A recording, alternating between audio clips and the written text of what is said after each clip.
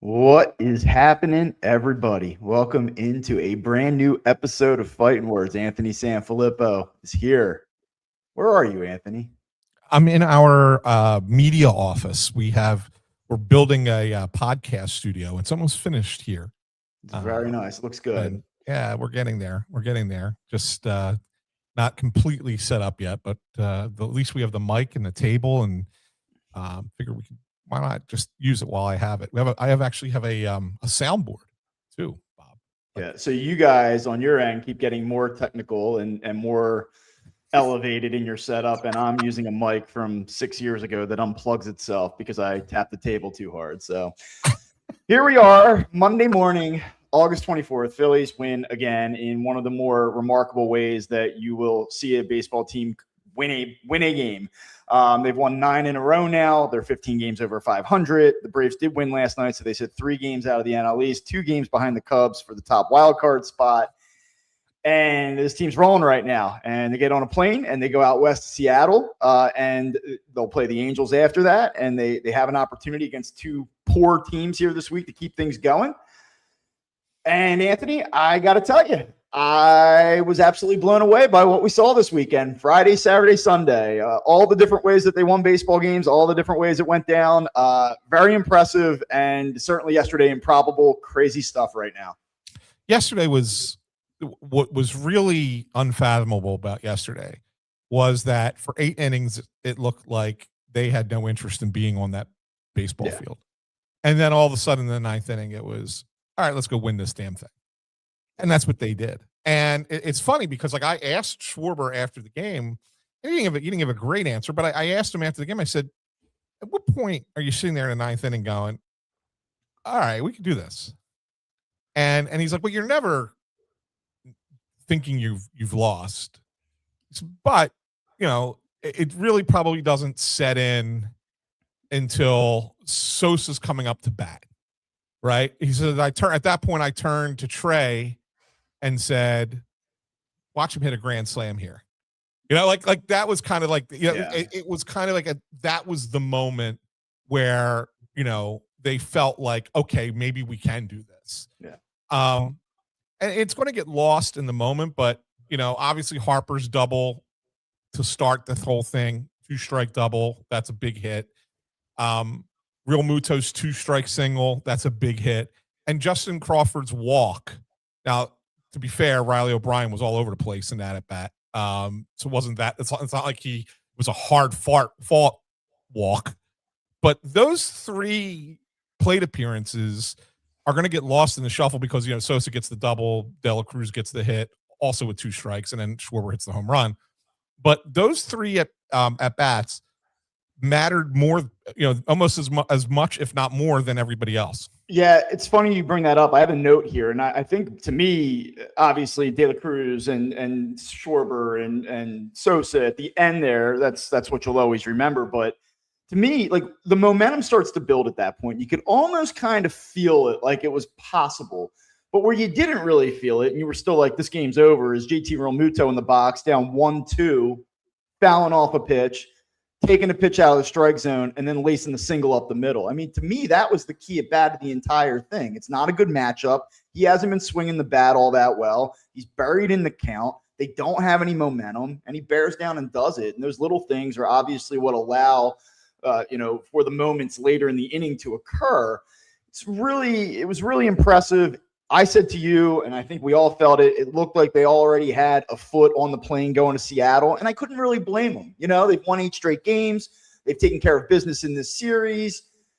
They just didn't really – they were missing 2 starters with Bowman and Arias, who have been 2 of their hotter hitters out of the lineup. Like, things happen, but for them to come back and respond the way that they did, I mean, that was a special moment. You start to collect moments like that, and that's what kind of twists the feeling from, yeah, I know – it's the Phillies, though, too. Hey, maybe there is something here. Maybe there's some reason to believe in this. And you talk about words like improbable in describing what happened. I mean, it's crazy. And I'm sure that a lot of this was said on the radio or on the broadcast and post-game shows, but you go back. When was the last time the Phillies erased a 4-run deficit in the 9th inning to win a baseball game? You had to go back to 2019, the Harper Grand Slam game, right?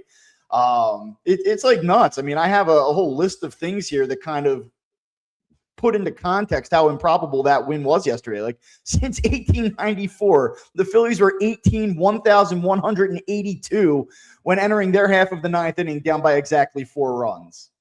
This season, teams entering the ninth down by exactly 4 runs are 4-202. I mean, you don't win that game. You're not supposed to win that game. You're never supposed to win that game. And yesterday they did it, and it was awesome. And I don't know if you saw the stat, but they have 5 wins this season now, trailing down to their last strike. That's crazy. The White Sox actually have the most wins this season, trailing with 2 outs, down to their final out. But the Phillies have done it 5 times down to their last strike. It's crazy. I feel like I was at every one of those because, like, most of them were in Washington. Yeah, so there were June 23rd and 24 back-to-back games in Washington. Obviously, yesterday.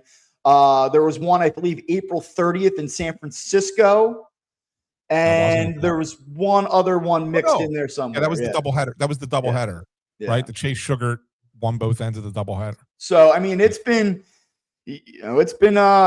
crazy, and it's funny. We talked about it. How many games have they stolen this year? It doesn't feel like all that many. Well, recently it feels like they're starting to steal a bunch. Yeah, absolutely. I want to get to this question because I think it's a good question. Derek Allen asks, do we hyper focus on the Phillies when evaluating this team? We say they're not good enough, but I guarantee the Braves podcast are saying the Phillies are a dangerous team that they don't want to face. Yeah, the answer to that is yes. I mean, that's something I've said many times throughout the history of this show. We watch the Phillies every day, and you see where their flaws are. You see the holes. But most fans, not everybody, but most fans don't zoom out and watch the entire sport. Like the NFL, you sit down on a Sunday and you're watching everybody. You've got bets on games, parlays, fantasy football, all these different games isolated. What's that? Yeah, red zone. I mean, so there's so many different ways and reasons to consume the entirety of the league that even as like an Eagles fan, I think it's almost like the complete opposite, where you're like, this team might not be that good, but Dallas sucks. They gave up 28 points to that offense. Like, you're always able to rationalize in football, like how your team can somehow stack up.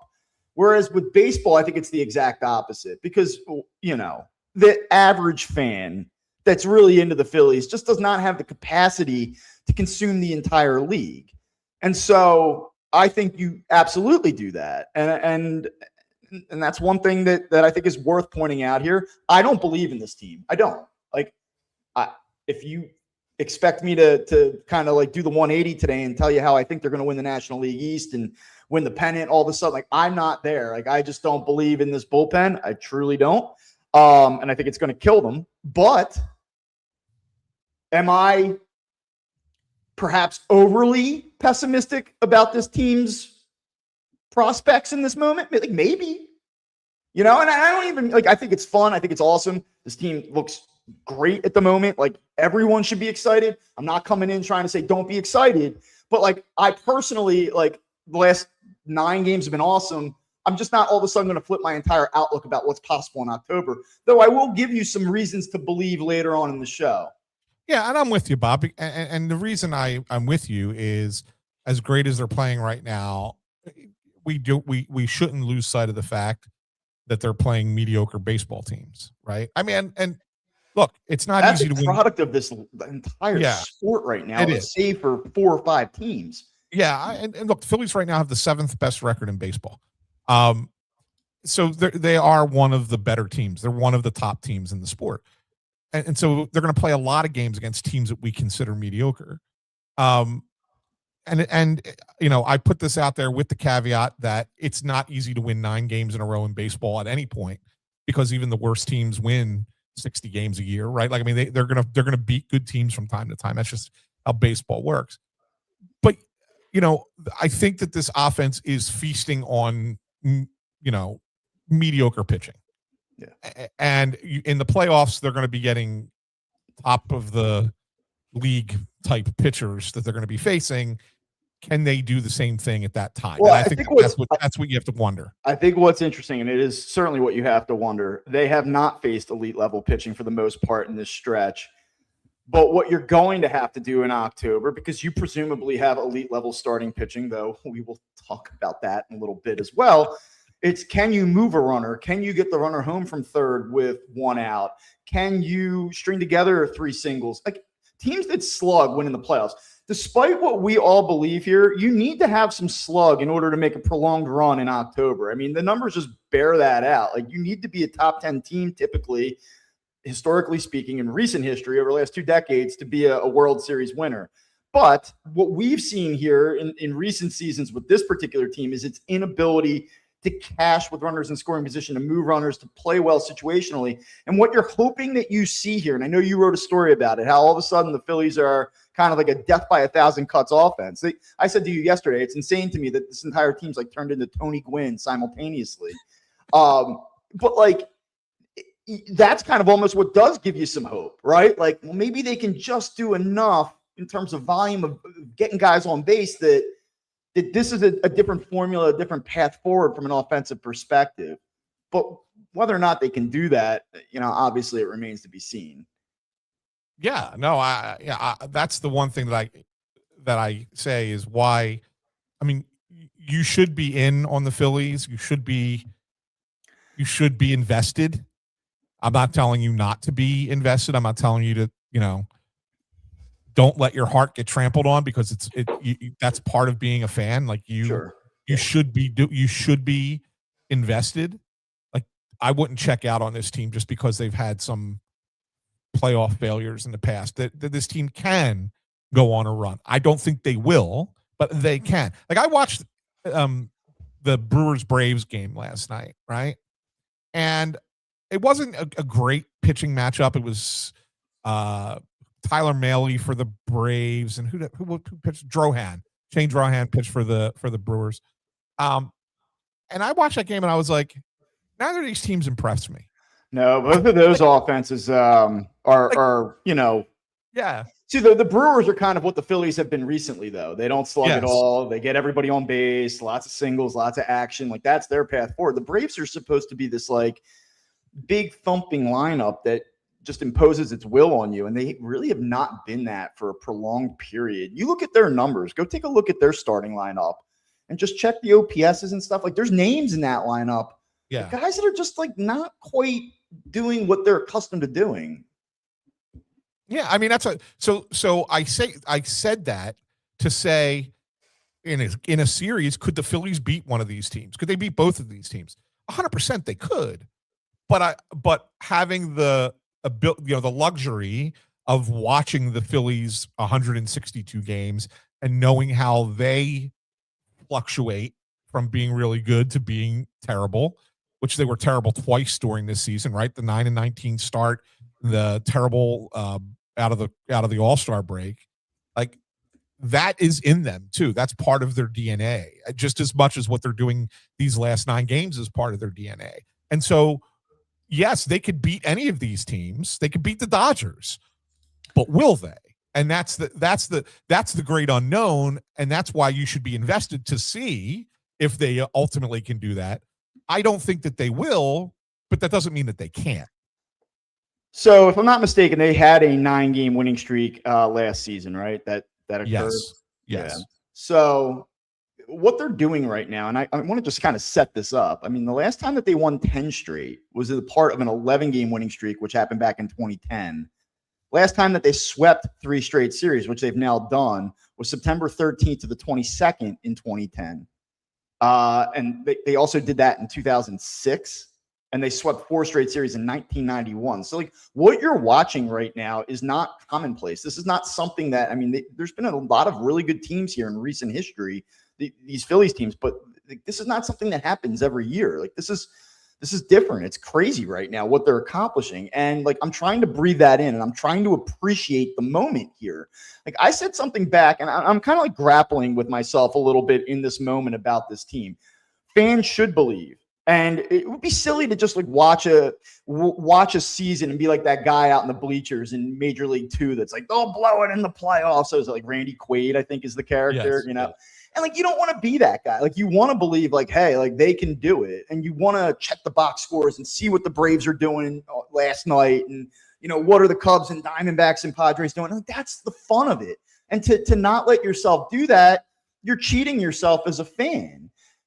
And I said in the beginning of the season, because we all had this like Sixers feel like, well, yeah, show me in October. And I made the point, like, watching a team like that, it's stupid. Like, you don't want to do that, because the reality of it was that at the time I believed in early March, mid-March, that this was going to be a 92 win team. I said 92 wins. And I said, if you go through the history of this franchise, go back since the start of 1900, the Phillies have won 90 games 17 times since 1900. So like what you're watching right now, whether or not we're miserable or don't believe in them, you're watching one of the better Phillies teams in history. Like, this is one of the, it's in the 8th percentile of Phillies teams historically, right? Like, so what are we going to do? Just say this team sucks. I hate Dave Dombrowski. I hate everybody. Like, it's just not the way to consume the product.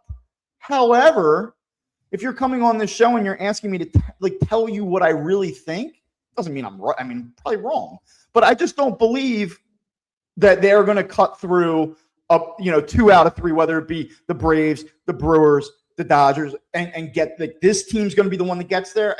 I wouldn't bet on that. I just wouldn't. So well, it's funny. How do you balance those two things, right? Yeah, it's funny, Bob, because when you think back, right? I mean, baseball's a weird sport in that regard. So, and I'm not trying to use this as justification for this Phillies team is going to get it done when the previous 4 couldn't.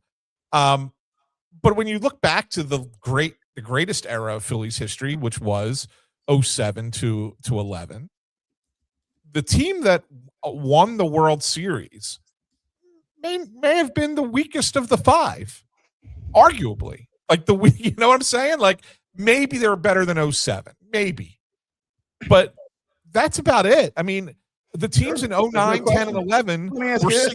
Do you think that this team's better than the 22 team? Yes. Okay. I do. I mean, you didn't have as deep a starting staff in 22 as you have now. You didn't have, well, I mean, the lineup is well, it's about the same. I think the lineup's about the same. Me, like you're getting you're getting a better version of Kyle Schwarber. I mean, market's better. Yeah, better version of Schwarber. But I'm saying, like, overall, like if you look at collectively the Phillies numbers from 22 versus 26, I think they're similar. Yeah, well, I mean, they have the same record at this point in the season, I believe, as well. To a T, 15 games over. All right. So, but I'm just saying, like, that's what's weird about baseball, right? Is that, you look back and we fondly remember the 2018 because they won the whole thing. Sure. But it was not the best team of the 5 years that team won the division. It was not. No, and I mean, we all know, like, we all know that if you have a functional team with some parts and some upside, it is about how you play once you get there. And can you go on a run? I mean, just go back to what you saw against the Cardinals. Talk about dramatic out-of-nowhere comebacks that blow you away. I mean, that's how that whole run started in 22. Right. Please lose that first game on that Friday afternoon and go down quietly like they were the entire afternoon. What do you think happens in that series? Do they come back and win the Saturday night game with Nola on the mound? Maybe. But, like, you just need that one inning, that one break to spark it and see what happens. And so, like, that's why I'm sitting here saying, like, it's not like they can't win the World Series. Go look at Fangraphs. Go look at odds to win the World Series, right? Like, in terms of just, like, based on their formulas, their projections, they're one of the 4 or 5 best odds. Yeah. So what do you do? Sit here on August 24th in the middle of a 9-game winning streak and say, I don't believe they're not going to do it? Like, yeah, I mean, the math is stacked against them. And, like, again, gun to my head, no, they're probably not going to do it. But, like, am I excited in this moment? Yeah. Do I believe in them more than I did 10 days ago? Hell yeah. I mean, sure. You're showing me something here. You're showing some guts, some life. And by the way, like, it's not all just about moxie and momentum. Like, they have a guy who was a reclamation project essentially on the fly, and Andrew Painter, who looked unusable 7 weeks ago, who showed you something on Saturday night that was like a different level, and like, let's get into that real quick, because I said this, I believe, on Friday, but you go through the rotation for 3 months of this season, 3.5 months, and you said to yourself, well, you better win the Luzardo, Sanchez, and Wheeler starts, because when Nola and Painter take the ball, you have no shot. And for a long time, they weren't winning those starts, and often because they weren't competitive. They didn't give the team a chance. But, set Nola aside because we talked about him last week. We all know that it's been a lot better, and great job, Aaron Nola. But in the case of Andrew Painter, what was different Saturday was that he comes up and he throws the game against the Orioles, and you're like, that was really good. That was a step forward, but it didn't look special. It was just a nice step in the right direction. And you saw the start against the Cardinals in St. Louis. He was good and gave them a chance in a game that they had no business winning because they had no bullpen, right? But he gets you into the sixth. He's no hits into the sixth. This is a really encouraging performance. But to me, again, it would just look like a nice step in the right direction to having a usable starting pitcher. Then you go to Minnesota. First inning's a disaster. We said all the nice things about, it was terrible, but at least he kept them in the game. Shows something maybe upstairs is clicking for him. He's not totally unraveling. Possibly a step in the right direction. But what you saw on Saturday night was a guy who looked the part. This doesn't look like a guy who is pitching around having a substandard fastball anymore. This isn't a guy who looks desperately afraid of throwing his fastball. This is a guy who looked like he had a little bit of a special fastball. It looked different. It had more carry, more finish. And then when you see that, you go, well, wait a minute. This looked like, forget the box score, but it looked like a guy who still possesses a high ceiling. And I had not previously, and nobody had previously seen that. I was most impressed, Bob, with the seventh inning. And it's because he had a really nice start, right? First 5 innings were kind of really solid. You saw a confident pitcher. He was really getting a lot of, getting some swing and miss, really weak. And then the contact was weak contact. Then he has the toughest inning he had was the 6th inning, right? He gives up the run in the 6th inning. And you're thinking, all right, maybe this is, he's nearing the end. So then the 7th inning comes, he gives up the single, and there's the Turner error, right? And you're thinking, all right, here we go, right? And then he gets out of it. And not only does he get out of it, but pitch 100 on the night is thrown at 99.6 miles per hour. Yeah. That to me spoke more volumes than the first 6 innings that he pitched, and he pitched great in the first 6 innings. What he did in the 7th inning was I got into a spot, wasn't all my fault, but here's a spot that I'm in, and I'm going to get out of it. And not only am I going to get out of it, I'm going to get out of it by blowing your doors off. That showed me something more about Andrew Painter than I had seen at any point till that pitch happened. Yeah, and so what I don't want to do all of a sudden is say, well, Justin Verlander just walked through the door, and from here on out, watch Andrew Painter anchor this rotation down the stretch. I don't think that that's a fair expectation.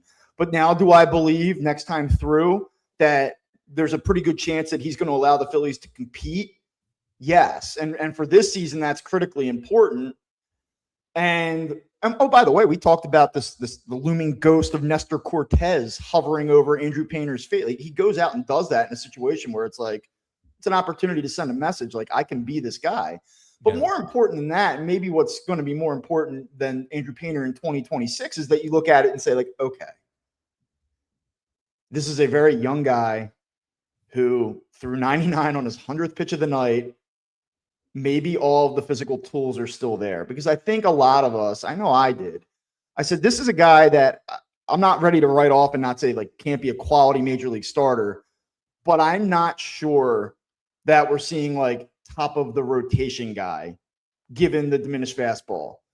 And he's not so far, that Tommy John surgery didn't happen 9 months ago. We're a little bit further out from this now. And so I just wondered, is his upside diminished? And now I'm not so sure. I'm not saying that he's going to become that guy, but am I at least somewhat cautiously optimistic that the tools are there? Yeah. And I think that's supremely important moving forward.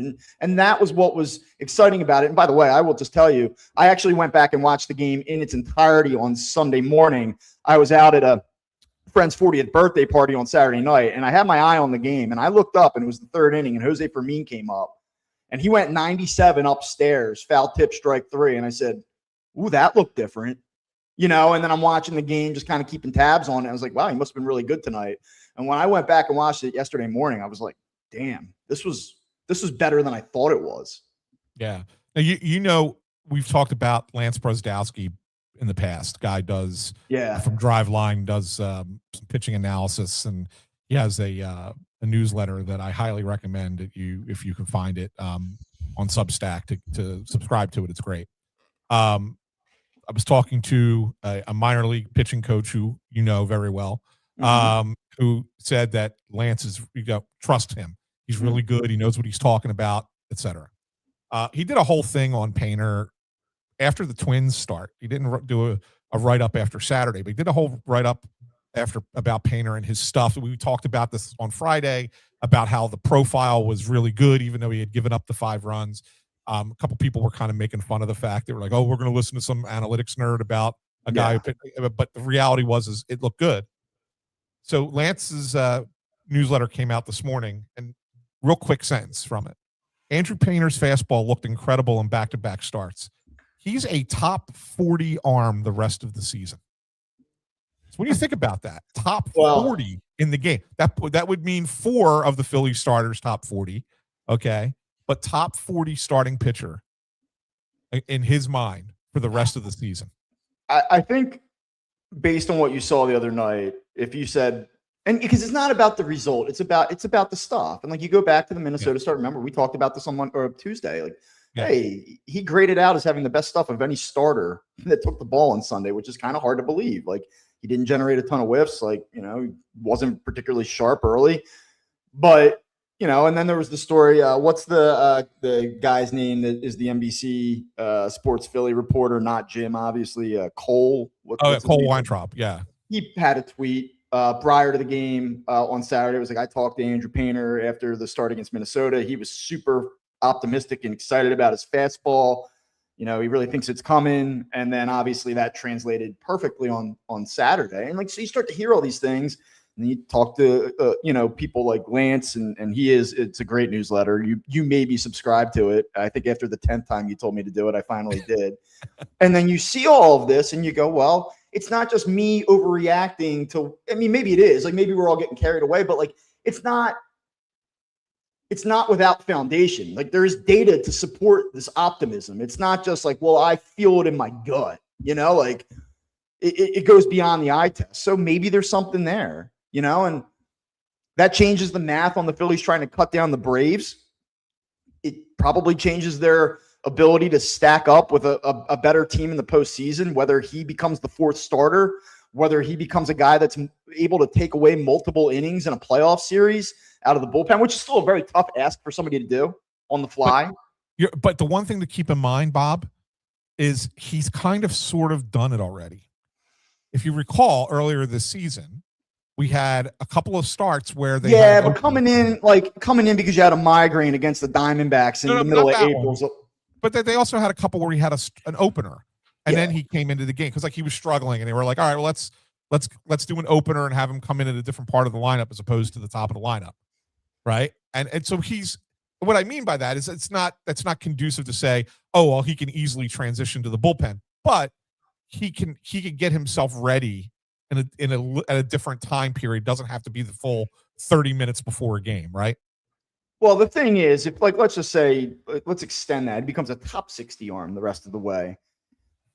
My pessimism of the Phillies is just wholly rooted in the ability to navigate the 6th to 8th innings. Yes. It just feels like a black hole to me. If he is a guy that they can deploy and go get anywhere between 3 to 7 outs in those innings, that changes everything. Yeah. That would literally be like 2 high leverage ads at the deadline out of the bullpen, like being able to roll that surplus in, and that's where you start to say, okay, your offense has changed its approach. They seem to be more willing to not sell out for power, and that's one reason to be optimistic. The other thing, though, is if they can flip that extra arm and turn it into a guy who can get you key outs in October out of the bullpen, I mean, then holy smokes, then it really does. It's the change Dodgers. things. It's the Dodgers model. Yeah. The Dodgers won a World Series last year with no bullpen. Like if you were a fan, if we were fans of the Dodgers, everybody watching this was fans of the Dodgers, right? And we were sitting here doing this podcast. Let's imagine the 2025 Dodgers were the 2026 Phillies. We're having this conversation, and it's in August, and you're watching that bullpen implode game after game after game. Tanner Scott was terrible, right? I mean, he was supposed to be their guy last year. It was awful. They had so many problems in that bullpen. We'd be saying that be saying the same thing. And then they went into the playoffs. Now, to be fair, the Dodgers obviously have 8 starters, right? They just have guys come back from injury all the time, and they're ready to go, and they look great in the playoffs. So they have more surplus. But their model was, let's take our starters that we're not going to start games with and use them out of the bullpen. And it worked brilliantly. I mean, Snell came out of the pen, and Glasnow came out of the pen, and Roki Sasaki came out of the pen.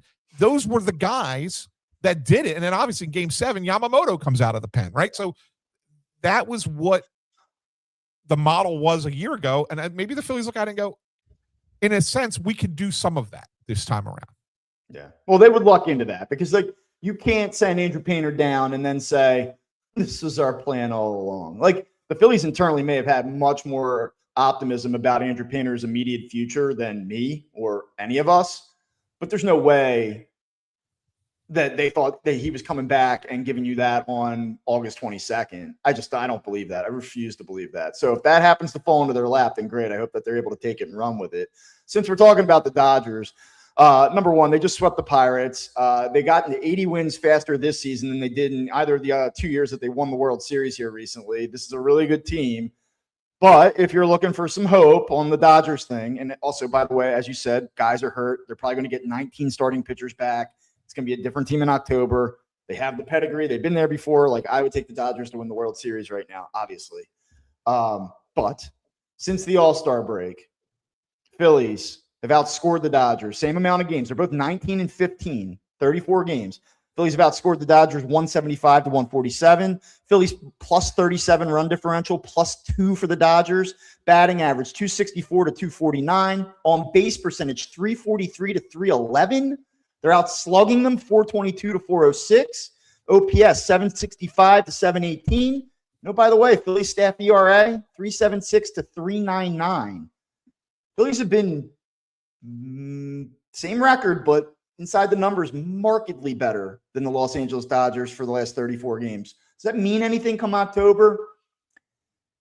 Probably not.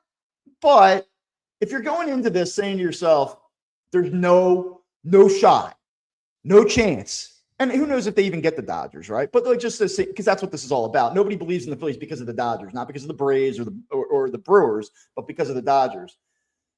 If you think about it and you say, well, the Phillies have all these veteran guys. They've been in the playoffs every year for the last handful of years.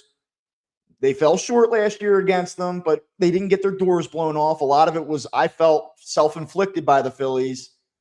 And you look at the numbers here more recently, it's just like, it's not David versus Goliath, and that would really be my point. And, they're outplaying them right now.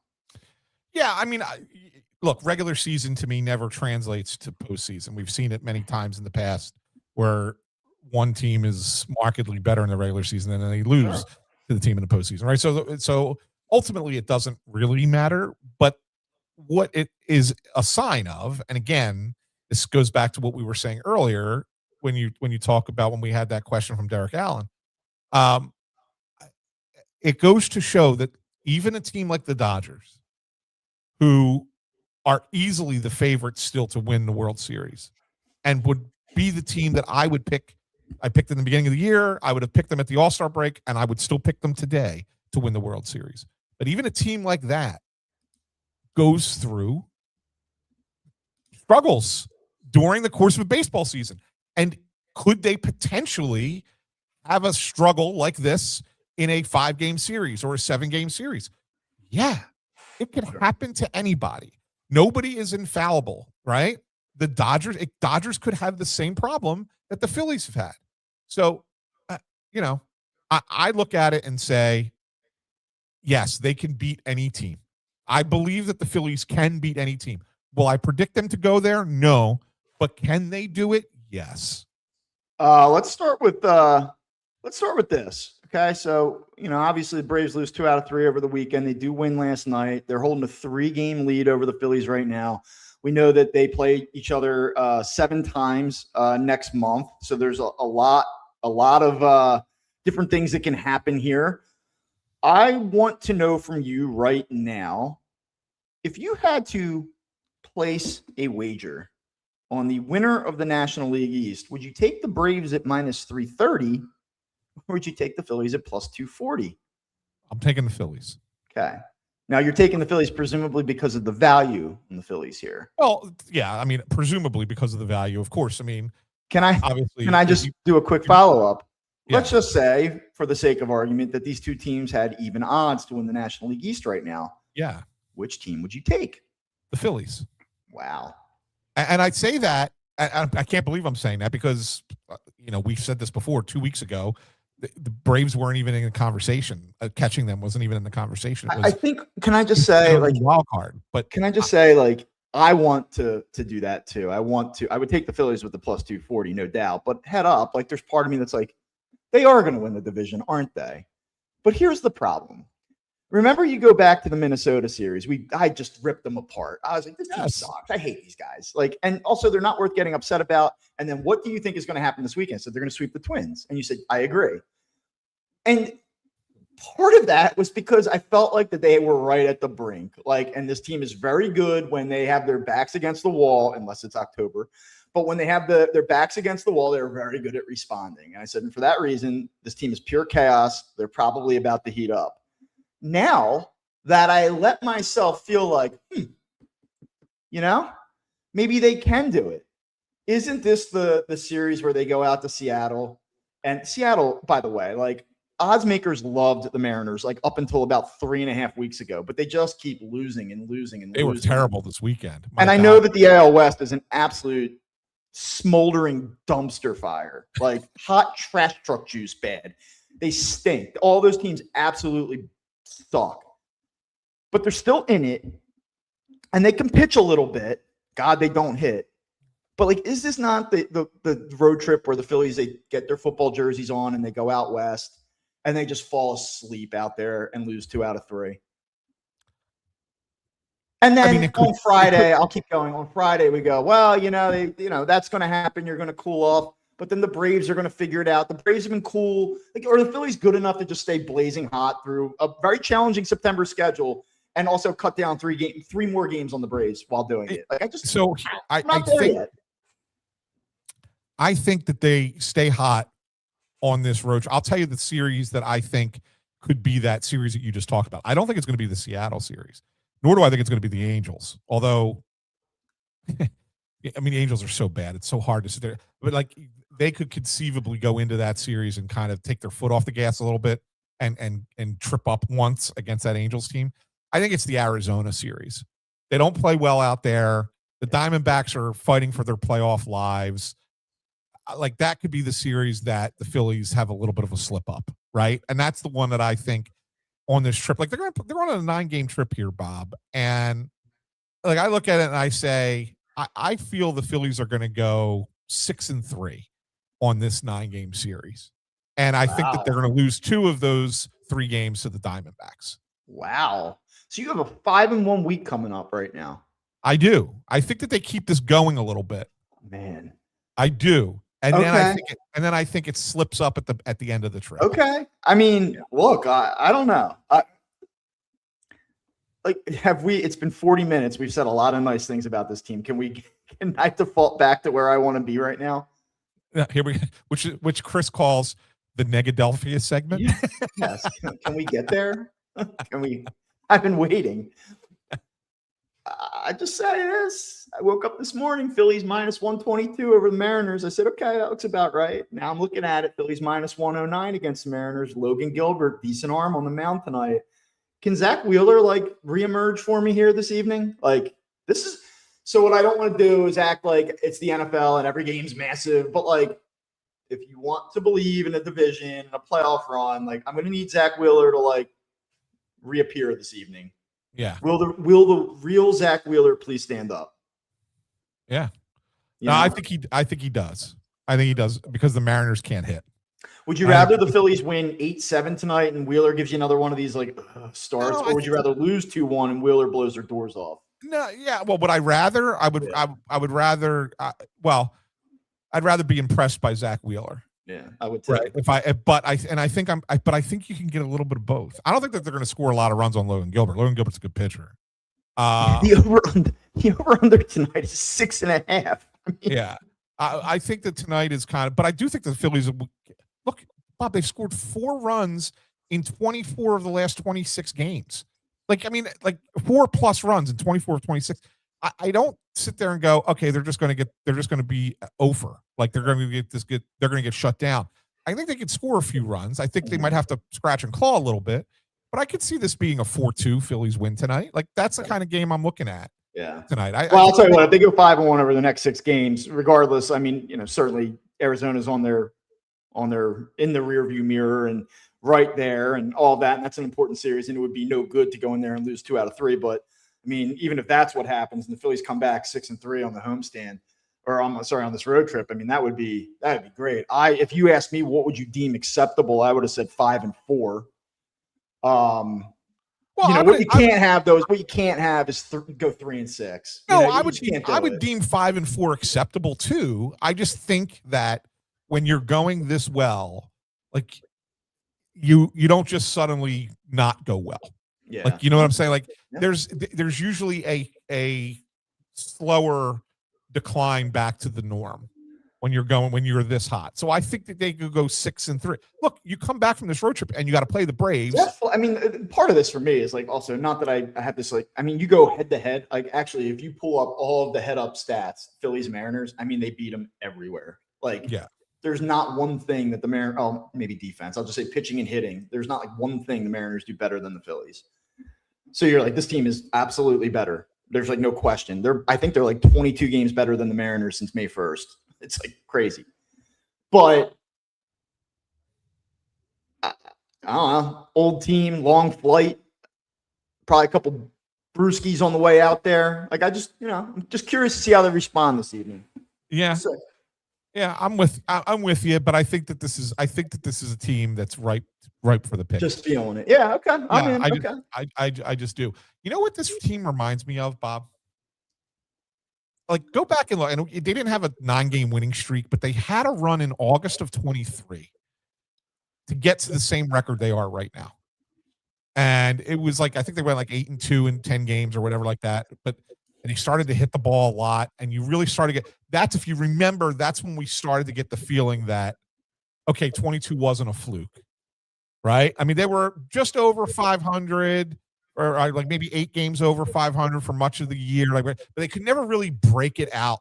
They were just kind of like what this team was for a while. And then they got hot in August and they carried that forward. They didn't have a great September, but it wasn't a bad September. They ended up being like, 5 games over 500 in September, whatever, or from that point forward. This feels like 23 to me in a lot of ways. And I don't know. That's kind of where I envision it. Now, do I think that they're going to go into the playoffs, upset a couple teams, and then get beat by a team that they shouldn't lose to in the NLCS? No, I don't think that's the case, because I think the National League is good. Right? Like the National League this year is the 6 teams that get in are going to be good teams. They're going to be 6 of the 8 best teams in baseball that get in, or 6 of the 9 best teams in baseball in the National League. So I don't think it's going to be exactly 23, but it feels like 23 to me. Yeah. Yeah, it's interesting. You might be right. It's just so funny. Even looking at the Mariners this weekend, like a Rosarena, who I feel like should be on the Phillies, although maybe they don't need him because, Derek Hill and Brian De La Cruz and all that. But like, they have this great win on Saturday, the Mariners. Like Rosarena is awesome. They score 3 runs in the 9th. They come back and beat the Cubs. And you're like, wow, there you go. Like maybe that's what gets them going. And then they show up yesterday. They take a 1-0 lead at Rosarena again, homers early, and then they lose 19-2. So I say that in one way to be like, this Mariners team truly sucks. Like, they were able to do absolutely nothing with their momentum. But I also illustrate or pointed out to illustrate that you can have a wild, improbable comeback win in the ninth and then be utter crap the next night. So yeah, 100%. Speaking of, you mentioned Derek Hill, and one thing I did want to kind of talk about Phillies related before we get to the end, towards the end of the show. Is this their best bench that they've had in this 5-year run? yeah, well, before I answer that, think about this bench in March. No, it was not this bench. It was something completely different. Maybe one of the worst benches I've seen. Given what your backup catching situation is. Was it Dylan Moore? I mean, Dylan Moore was horrible. Otto Kemp was terrible. I mean, it was bad. Yeah. So you fast forward and look at it now, and the versatility that you have with Derek Hill, who's been, his numbers are very good. He's been excellent defensively. He's been a spark plug guy, but like, he is so far out clutched what his numbers suggest he should be. It's just that, like, not only has he been pretty good offensively from a statistical standpoint, but every time it matters, draw a key walk, big base hit. Like, he's been unbelievable. Brian De La Cruz, like, I don't want to see him play every day, but he's been a revelation for this team. Yeah. That's not a spot he's supposed to win in yesterday. That's not an advantageous matchup for him. He had the huge hit in Minnesota last weekend. I mean, that guy's giving them, again, production, but also clutch production. And the Phillies, I will say, like, one of the sneaky things about them, like, they're not a good defensive team, but like, they have a lot of versatility. There's a lot of different things that Don Mattingly can do. One guy's out. You can line them up a lot of different ways with what Bryson Stott's able to do for you. Flipping Bohm on the corners. Harper can go from right to first. De La Cruz can play a couple different spots. Derek Hill can play all three spots for you. Like, you have some things that you can do. Edmundo Sosa obviously gives you a lot of versatility. And that's another thing. I don't have his recent numbers here. 10 for his last 26. There you go. Like, and that kind of bears it out. Like, he's starting to give them bigger at bats, better at bats. And he was terrible for 4 months. Probably one of the things that has gone under the radar in terms of like what's wrong with the Phillies. Edmundo Sosa killed them this year. Yeah. But here he is now recently, and he's been a big contributor, kind of resurrecting his season. And so, yeah, like, all of a sudden this bench has gone from probably a profound weakness to one of its strengths. Yeah, 100%. Not only that, I mean, so he's 10 for 26, 10 RBIs in his last 9 games, 3 extra base hits, 2 doubles and a triple. But there's one thing else with this, Bob, and we've discussed this in the past as well with this team. And it's the immeasurable, right? And what it is that what they bring energy wise to the team. And, we talked about it. Remember last year when they called up Stubbs? We're like, why are they calling up Stubbs? It's like, well, because they feel like that there's something missing in the clubhouse energy wise. Now you have 4 guys on the bench, if you include Stubbs, who are energy guys, right? Who are vibes guys. And then you add Arise, who's a very similar type of player, right? Like, they bring some juice and energy, and that matters. Like, that momentum can carry a team. They can help you pass the baton and keep that thing going. That's what I really like about especially the 3, Sosa, Hill, and De La Cruz, is they bring that too. Yeah, they're being productive, but man, they get everybody fired up too. Yeah. And that matters. It matters in baseball, maybe more than any other sport. It matters. And I think that's an element that's maybe kind of going under the radar a little bit. Yeah. And I think that when you have, 15 guys, 14, 15 position players that are all kind of doing it for you, all contributing, all rowing in the same direction, I think it makes the boat a little bit stronger, makes the boat a little bit faster in the race. You talk about subbing guys into the games later on, getting guys off their feet, and guys are more involved. Like, I think it creates like just a little bit more. We talked about this, right? With some of the things like Mattingly does, with some of these subs that he does in game. And like, I think that kind of it's almost like hockey line shifts in a way. Like, it just kind of creates a little extra motion, creates a little extra energy within a game. And this team, I think, is very vulnerable to falling in those lulls. As a veteran team that's been there before, it's a long season. These things are all true. And staying the course and being even keeled to a degree is obviously very important. But like, you need some additional force, some additional energy over the course of a season. And I think you're right on in that these guys have not only been productive, but they can provide that just from a personality standpoint as well. All right, you didn't let me get too negative there, so let's do a couple different things here. I would tell you that yesterday, I actually thought Christopher, I say this because we talked about it, I thought Christopher Sanchez was better yesterday than you did. What annoys me about him yesterday is, like, can you just field your position? Like, that was like my chief complaint. Like, he didn't walk anybody. And I don't think he should have been in the game in the 7th, actually. And when he started to get into trouble, I think he should have been out of the game as well. He crossed the 100-pitch threshold. I know that that's your guy. He's your ace. It felt like a lost game. So if nothing else yesterday, you want to say, like, we got Christopher through 7. Cool. It didn't work out. Like, whatever. I'm not going to kill Don Mattingly for letting him stay in the game in the 7th. He's been, like, okay, right? And if he fields his position yesterday, he gives up like 2 runs in 6 2/3. And, like, am I supposed to be upset about that? Like, I can't be. But I don't feel like right now I'm watching a guy that you hand the ball to in game 1 of a playoff series and saying, good luck. It doesn't feel like that. And they got to get him back there. They got 5 weeks to do it. And, it's been long enough now where I'm starting to wonder, like, is that guy coming back this year? Am I overreacting or what? No, you're not overreacting. And I put a tweet out yesterday after he left the game about where he has been for a while now, Bob. And if you go back to the scoreless inning streak at the beginning of the season, right? The incredible 50 2/3 scoreless inning streak that he had. If you start with the next start after it ended, if you remember, against the Padres, still was a pretty good outing by him that game. I think it was seven innings, 1 run, whatever. It was a great game. If you start with the very next start, which starts June 8th, right? So we're a little over 2 months now, all right, pushing 3 months. Sanchez has made 14 starts. He has a 3.84 ERA, which isn't terrible, but it's not ace-worthy.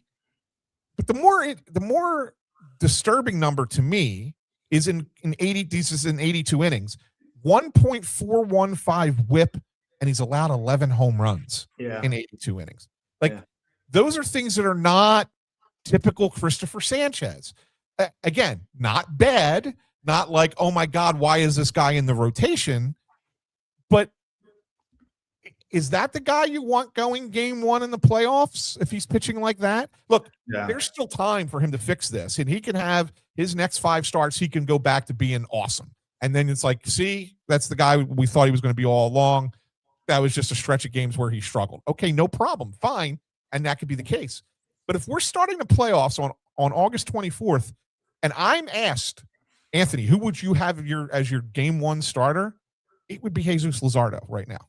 Again, this could change. And if you remember, Bob, this is your guy. This is my guy. I think I said that Jesus Luzardo is better than Christopher Sanchez, and it sounded like fall out of your chair, Skip Bayless, hot takey. But by the way, Jesus Luzardo was not dazzling on Friday night. No, he wasn't. I do expect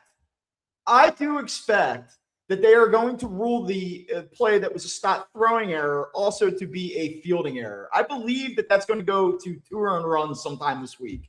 Yeah, could well change. They need to do the right thing. That first 2-run homer should not have counted against him. And you're like, who cares? They won the game. Why do you care so much? Because it's hurting my narrative. That's why. Look, man, here's the thing. Like, I agree with you. So, like, know that as I'm about to do this. But what if I come to you and say, are you really going to complain about a guy who is 3-0 in 5 starts this month? I believe they're 5-0 in the 5 starts, who has a 2.12 ERA and in 29 2/3 innings pitched has, allowed 7 earned runs. And, oh, by the way, like, he struck out 37 batters in those 29 innings. Like, oh, come on. Like 2.12 ERA in 5 starts this month, and we're like not impressed. The strikeouts are still there. I think he's got, even in the 14 games that I looked at, 82 innings, I think it's like 94 strikeouts. Like, he's still striking guys out. Like, that's not going away. That's why I said it's not terrible. It's just, to me, not number one ace guy. I just look at yesterday's start in particular, and like you can't do it. These at bats all happen. It's the way it goes. But maybe I'm overthinking the defensive part of it. But like, I mean, I know Larry Anderson and Fransky on the radio had said it when the Cardinals took the 2-0 lead. They're like, well, if he fields his position, it's tie game. And then you fast forward and it's the 7th inning and you're 1 out away, nobody on base, getting through 7. So it's 7, even with that in play, 7 innings, 3 runs, pretty good. You know, should have been 7 innings, 1 run. Instead, it's 7 innings, 4 runs because he doesn't field position. And then, oh, by the way, like you can't get anybody out with 2 outs in the 7th. It could be. And listen, the other thing with that is this, and this could fall on the manager because Tim Mesa was warm and ready to go in the pen. That's what I'm saying. Like, do I need Christopher Sanchez to throw 100?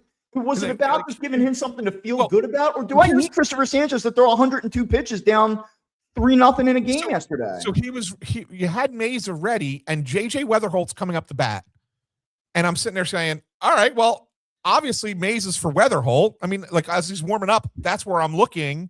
Like, well, who's he coming in for? They had 3 righties in a row after that. I'm like, okay, it's got to be for Weatherholt. And then they let Sanchez pitch to Weatherholt. It drove me absolutely crazy, man. And you're the one that said it because I'm not going to come on here and start picking apart Don Mattingly in the middle of a 9-game winning streak and one of the best wins that I can remember the last decade. But in the moment, I was like, what the hell is he doing? Get him out of the game. We don't need to use forget the matchup. But I'm just like, you're down 3 runs. You're not hitting. Why are you wasting this guy's bullets? He looks tired to begin with.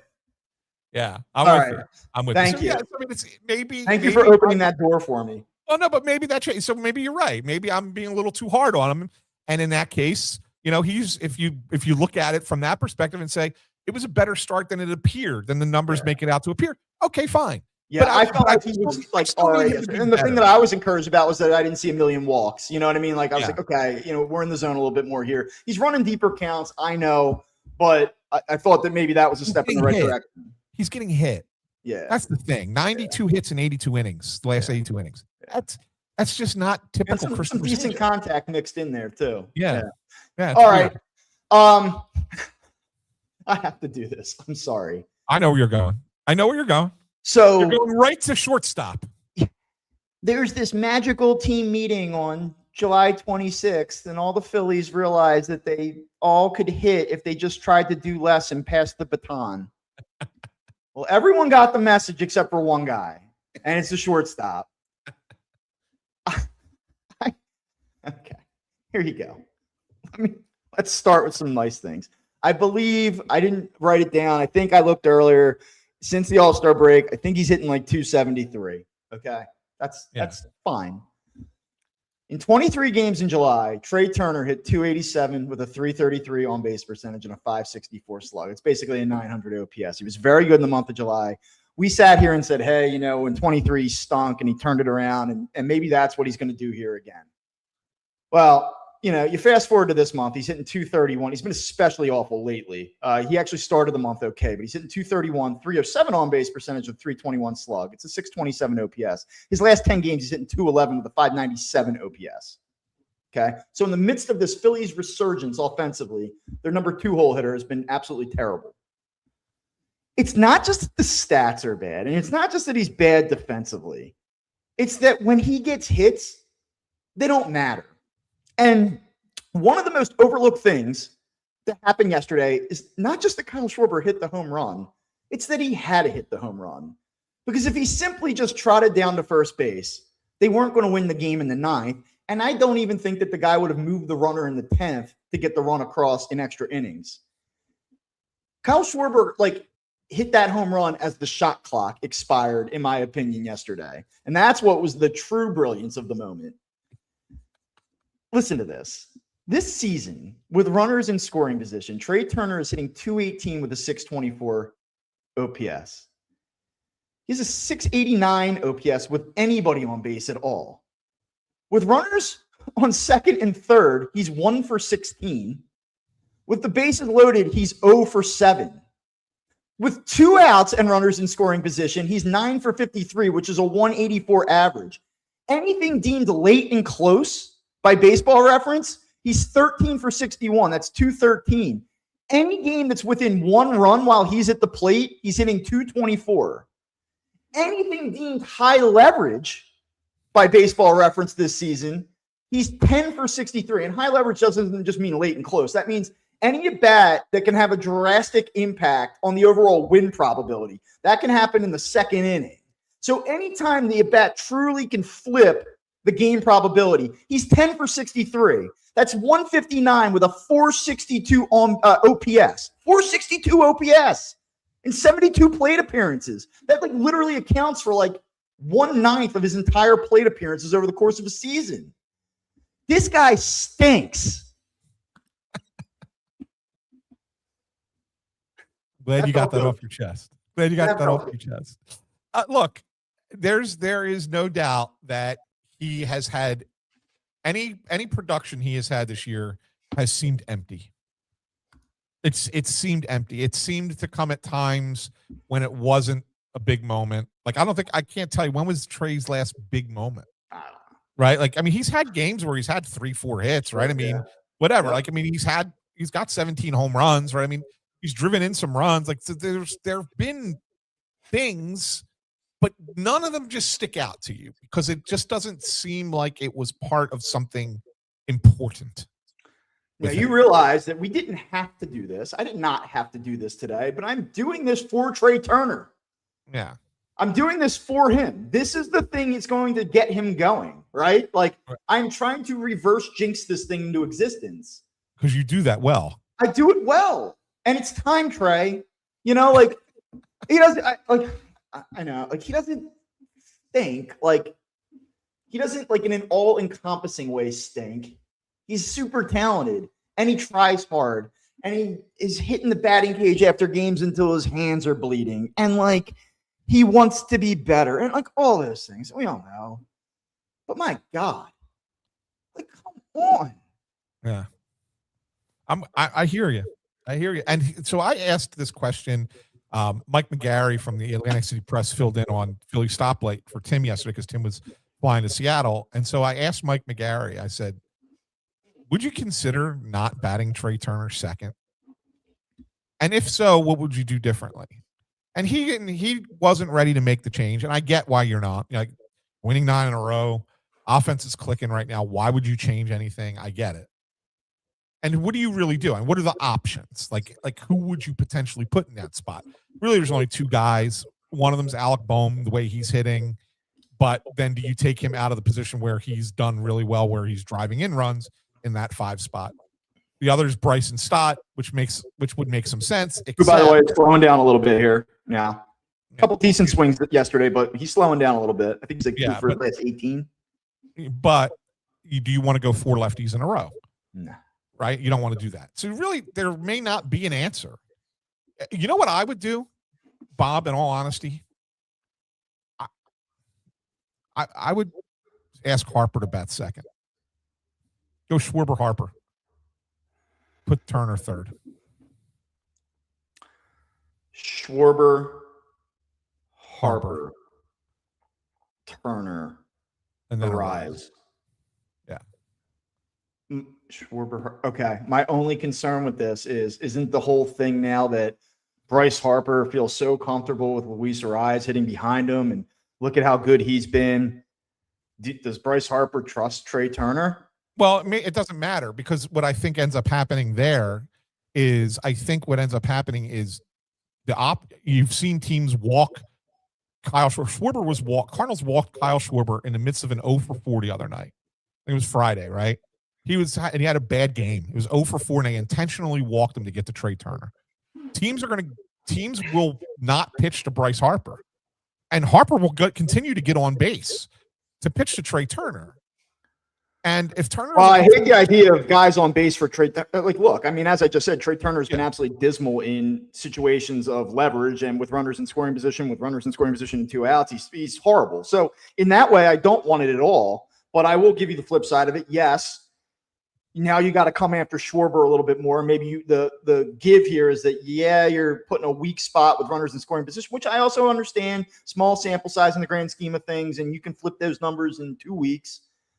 And the upside in exchange for that is Schwarber's power production maybe jumps up a little bit. So you'd say, I'll take that. The other thing is, and they won't do this, but I kind of like the idea of Trey Turner with his speed and athleticism on base in front of a guy like Arise who sprays the ball all over the field. You can create a lot of chaos, first to thirds, hit and run. Not only that, you know, when Trey gets on in front of Bryce Harper currently, Harper doesn't like guys running with him when he's at the plate. If Trey does get on, you can use him to steal a base now because Arise doesn't care. Right. And now all of a sudden, if Trey is on, maybe he steals second, a single by Arise scores a run. Yeah. It's something to think about. And I mean, if you were to lay it out, like, I mean, there's a lot of reasons to do it. Yeah. But you need Trey Turner to be July Trey Turner, not what he's been April, May, June, and August Trey Turner. Agreed. So, you know, all right. Okay. One last thing. And it's not going to be a long conversation, but you know, I told you I was watching the Brewers and the Braves last night, and they had Rob Manfred come on. First of all, I want to say this because I thought what a lot of people did yesterday was awesome. So, you know, the story with Carl Ravitch, that he got let go by ESPN, but he still called the game last night. They still let him call the Little League game last night. And everybody who came on, whether it was the players, I mean, Garrett Mitchell out in the field said something nice about Carl Ravitch. Chris Sale talked about how Carl Ravitch was like the voice of his childhood on ESPN watching baseball. And like everybody did a great job doing a tribute to Carl Ravitch. ESPN has to feel awful, right? After all that, after hearing all that, because it's like, what kind of mistake are we making here? Yeah. But that's not what I wanted to be. One last thing, because at one point they had Rob Manfred on, and Rob Manfred didn't really say much of anything exciting about, you know, the world of baseball, other than like the Little League Classic is going to be back next year, and that they'd like to do the Rickwood game again at some point, which is pretty cool. But he did say one thing. I want to read his one quote. He was talking about the labor negotiations, and see if you take anything from this, Bob. He said, "We're meeting regularly, which is good. We've had days where we've met with the players. It's early, but we've got a lot of work to do, and we're at it. Our goal is to make a deal. We want to make a deal. We want to play baseball next year. We are planning on playing baseball next year." Do you believe him? Well, is he just saying things that people want to hear? I think so. You know, it's interesting if you feel like you're far apart in one way, saying like we're not going to start on time. You know, it's unlikely. It creates tension and pressure, right? Like it's sort of like the classic stare down. I think if you're Rob Manfred, though, you look at it the other way and say, like, one, I don't want to put everybody into a panic and everybody just crapping all over my sport for the remainder of the season and throughout the winter. Like, I want to put some optimism on this from a fan perspective. And then two, if you feel like as an ownership group, hey, like we think we control this, like we think we have the upper hand right now, whether or not they do, I don't know. But if you feel like you have the upper hand a little bit, you put pressure on the other side. Like here's the commissioner of baseball saying we expect to play as long as the Players Association, you know, plays ball with us. And so like, he's smart enough to know that everything that he says is going to be analyzed. I just wonder if it's one about trying to create some fan optimism about the overall sentiment of the sport and its direction, but also leaning on the players a little bit to say like, our expectation is that we're going to play. I don't know what your expectation is. You know, is it like that? And that's, I guess, the way I look at it. And I think that's fair. I do think that's fair. I have one question off of that, though. You talk about them believing that they have leverage, and I agree with you. I do think that they believe that they have leverage. For kicks, let's say the World Series is the Milwaukee Brewers and the Tampa Bay Rays. Does that leverage change?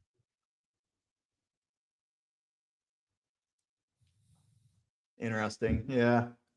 I don't know.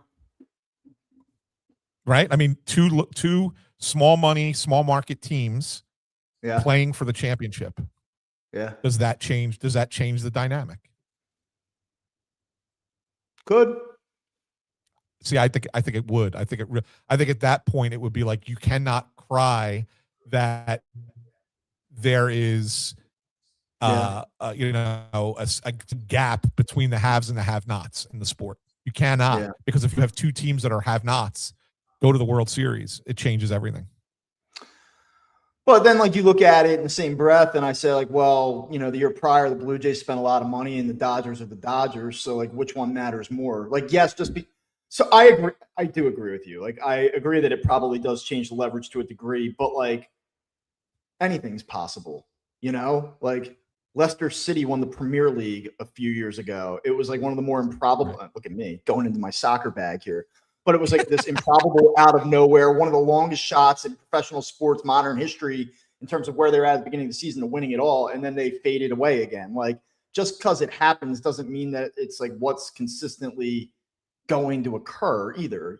So it's tough. It's tough to say. Like, I think it does, but like, when you get into the nuts and bolts of it and you're getting into these negotiations and you have these representatives and lawyers screaming at each other at the table, how much does it move it? Yeah, it's a good question.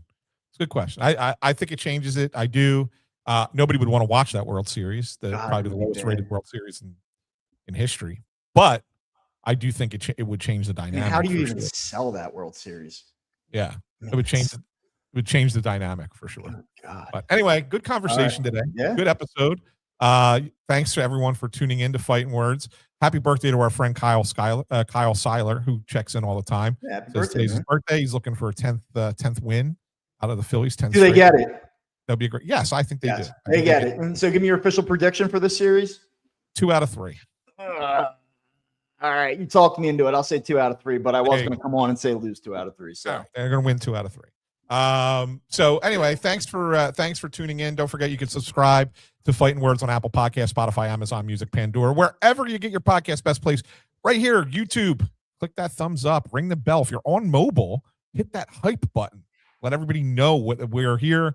You'll never miss a show. You'll get us higher up in the Phillies algorithm on YouTube. And if you're listening in the podcast feed and you want to find us on YouTube, it's youtube.com/@Phightin Words. For Bob Wankel, I'm Anthony Sanfilippo saying thank you for tuning in, everyone. Have a great week, and we'll talk to you on Friday. I will be in Anaheim. Wow. When we record on Friday. Man, so you guys are getting after it. That'll be fun. We'll be checking in from out there. So we will talk to you on Friday.